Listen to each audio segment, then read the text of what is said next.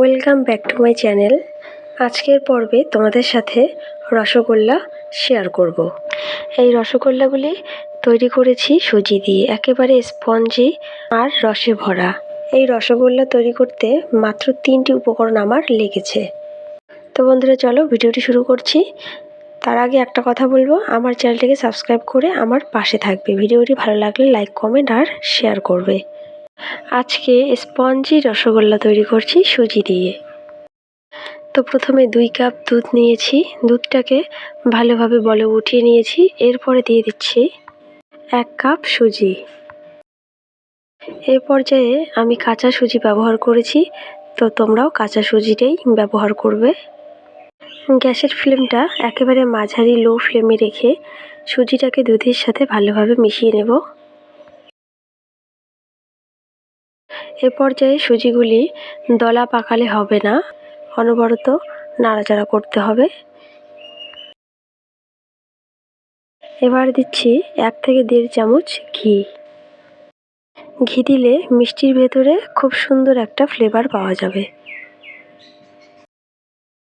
যেহেতু আমি সুজির রসগোল্লা তৈরি করছি, তাই ঘিটা দিতেই হবে।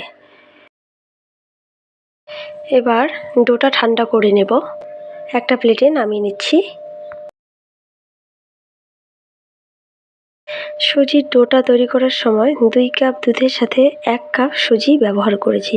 এই পর্যায়ে দুধটা অবশ্যই মাপ বুঝে কিন্তু দিতে হবে। সুজির ডোটা পাতলা হয়ে গেলে মিষ্টি ভালো হবে না, আর এখানে কোনো জল ব্যবহার করা যাবে না।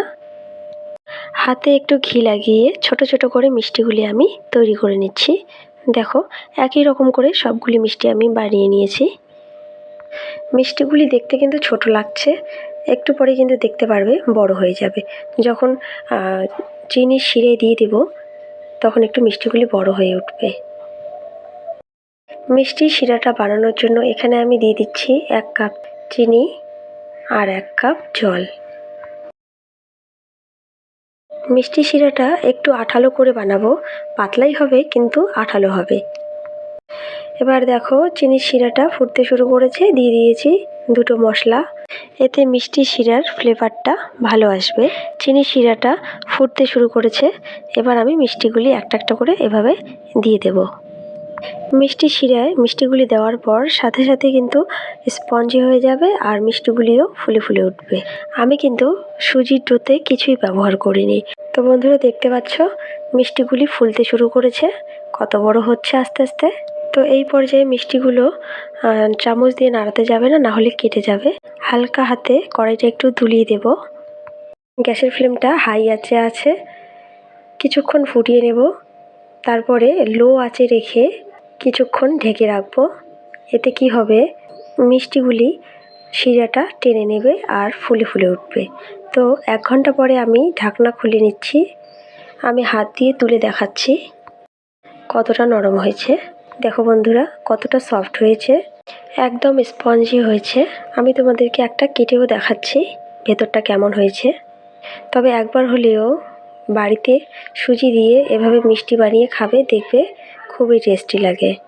তো বন্ধুরা, দেখো কতটা নরম হয়েছে। তো ভিডিওটি ভালো লাগলে অবশ্যই একটা লাইক করবে, কমেন্ট করবে আর শেয়ার করবে। আমার চ্যানেলটিকে সাবস্ক্রাইব করে আমার পাশে থাকবে। আজকে এই পর্যন্তই, দেখা হচ্ছে পরবর্তী ভিডিওতে। ততক্ষণে সবাই ভালো থাকবে, সুস্থ থাকবে।